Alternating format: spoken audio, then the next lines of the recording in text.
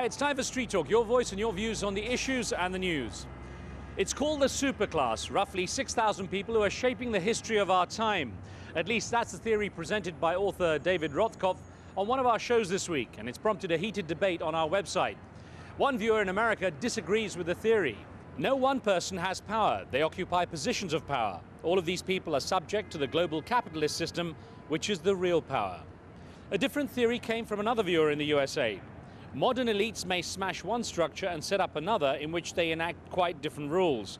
The global capitalist system is the product of real people's calculated decisions. Well, a viewer from the Netherlands is skeptical.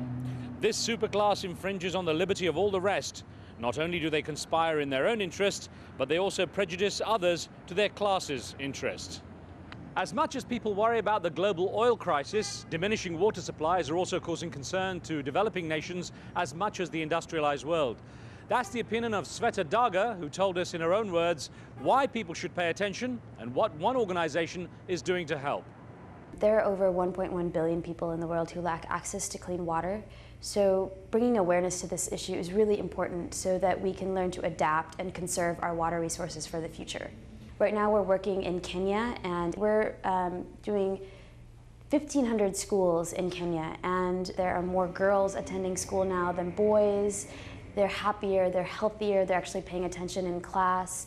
Really what's happening is the poorest of the poor lack access to water, and when they do have access, it's usually dirty water. There's a lot of different things that you can do to help. The first and foremost, I think, is learning about the problem and telling people about it. And the next, I think, is conserving water and telling kids about it.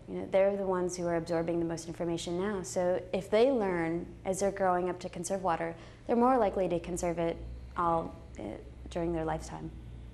Is Hamas right to recognize Israel as its neighbor? That's our question of the week, and it's filled our email box with your responses. Christine in Canada writes, of course Hamas is right to recognize the existence of Israel.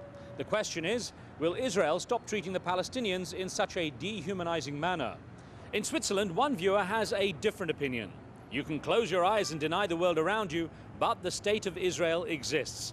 You may detest this fact, but it's realistic to recognize it. Gulam in Singapore disagrees.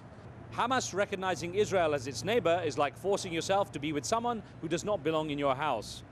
From South Africa, Adolar writes, the land on which the Jewish folk settled is the property of the Palestinians. Stealing someone's property and, when they object, pounding them into submission is wrong. Amin in Sri Lanka questions Israel's real intentions. Hamas is right to recognize Israel as its neighbor because the spirit of Islam is peace.